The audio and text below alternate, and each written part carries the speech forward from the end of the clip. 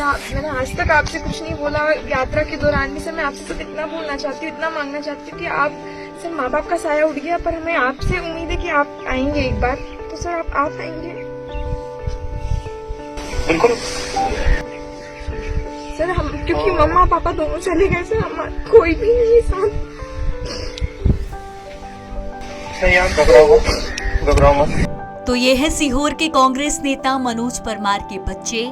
जी हाँ, वही मनोज परमार जिनके घर पर ईडी ने रेड मारी थी और ईडी के रेड के बाद मनोज और उनकी पत्नी ने सुसाइड कर लिया था।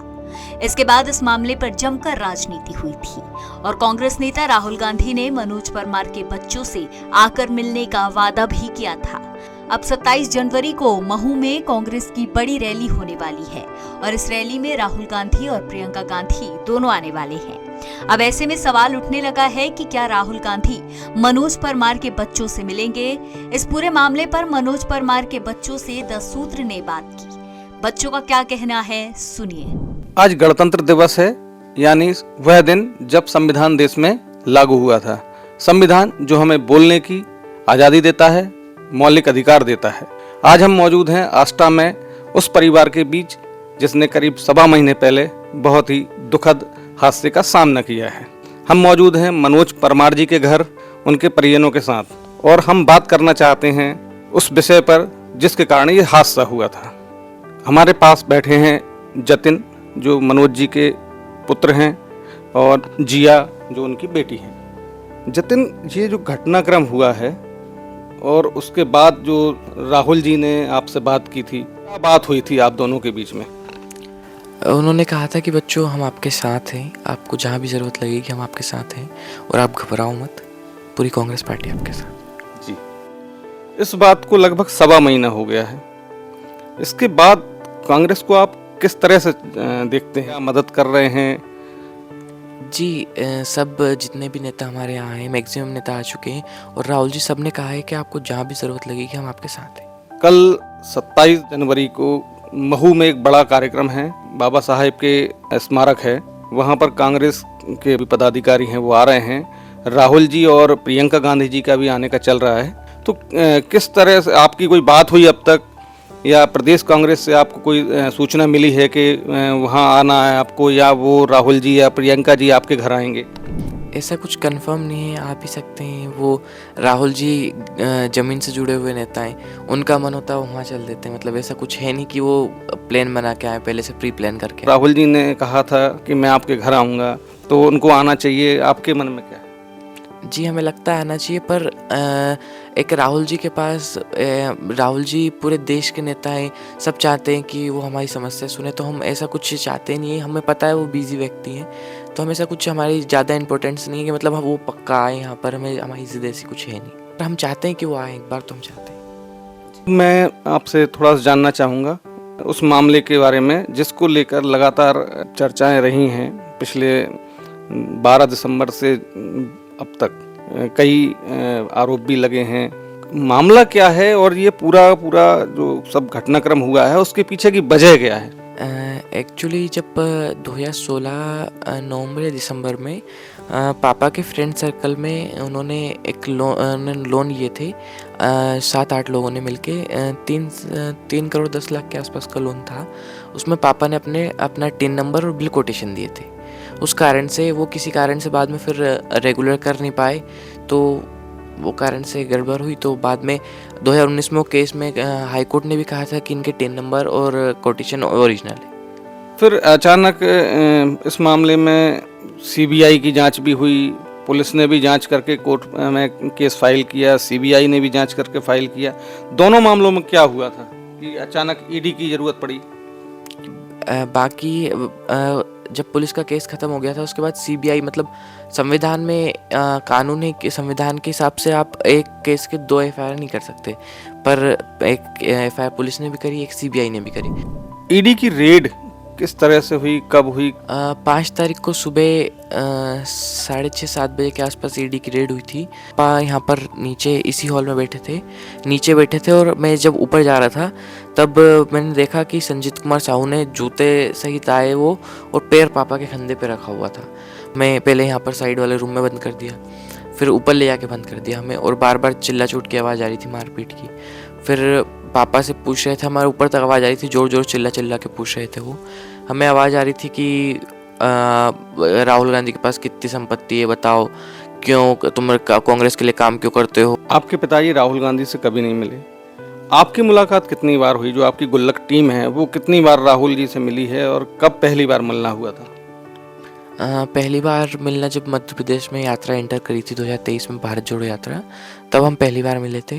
बाकी अब तक 20-25 बार से ज़्यादा मुलाकात हो गई होगी, मतलब ऐसा कुछ काउंट नहीं किया हमने। गुल्लक टीम लगातार काम कर रही थी राहुल गांधी जी को सपोर्ट करने के लिए या कांग्रेस सपोर्ट के लिए, इसलिए भाजपा आप दबाव बना रही थी। जी बिल्कुल, क्योंकि हम लोग एक्टिव थे, कांग्रेस पार्टी के लिए काम कर रहे थे, तो बीजेपी को कहीं ना कहीं ये चीज़ खटक रही थी। इतने ग्राउंड लेवल से, मतलब हम लोग, हमारी फैमिली में ना कोई पॉलिटिक्स में है, कोई भी नहीं है, पिछली कहीं पीढ़ियाँ नहीं है, और हमारा एकदम से थोड़ा एक्टिव होना, वीडियोस बनाना, सबको जागरूक करना। 27 जनवरी कल कांग्रेस बड़ा कार्यक्रम कर रही है महू में, जिसमें राहुल गांधी जी और प्रियंका गांधी के भी आने का सूचना मिली हुई है।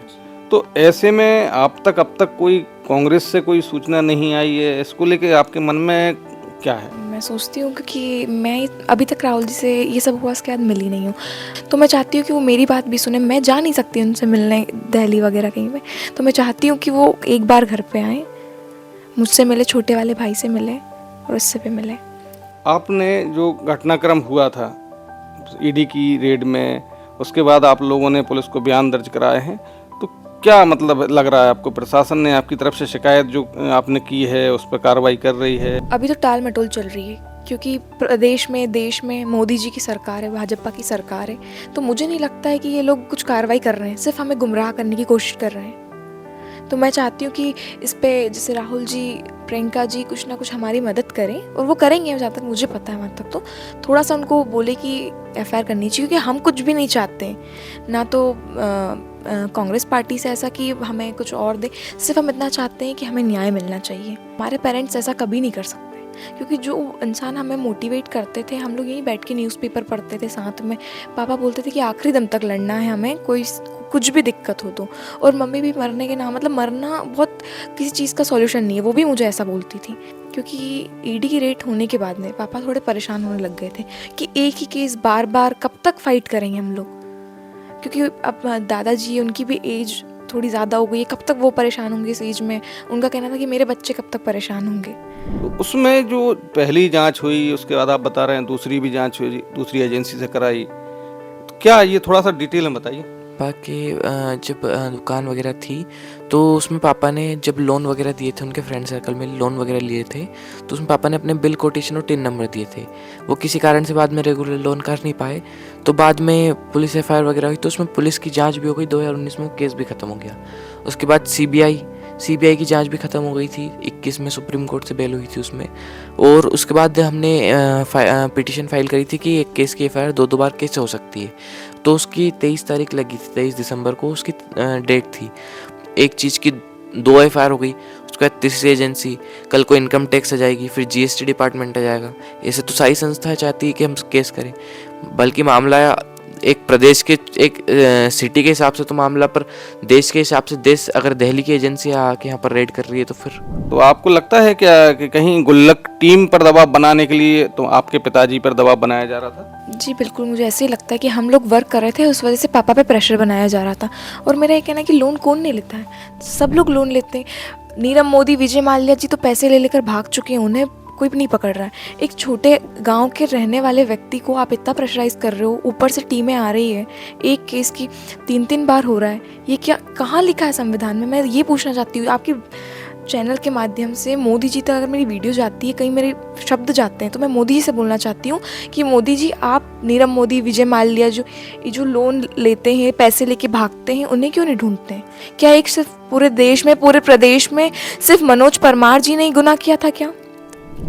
27 जनवरी को महू में डॉक्टर अंबेडकर की स्मारक पर राहुल गांधी आ रहे हैं। कांग्रेस बड़ा प्रदर्शन करने वाली है, बड़ा आयोजन है, बड़ा अभियान है कांग्रेस का बाबा साहब अंबेडकर को लेकर।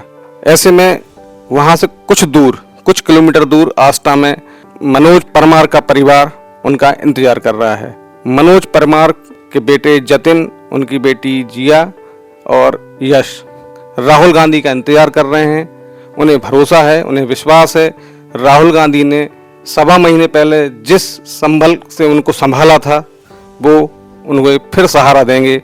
कैमरामैन बिलाल के साथ मैं संजय शर्मा, द सूत्र भोपाल से। लेटेस्ट, इन्वेस्टिगेटिव और इन डेप्थ खबरें देखने के लिए ज्वाइन कीजिए द सूत्र का व्हाट्सएप चैनल, सब्सक्राइब कीजिए यूट्यूब चैनल, लाइक कीजिए फेसबुक पेज और पढ़ते रहिए वेबसाइट www.daसूत्र.com।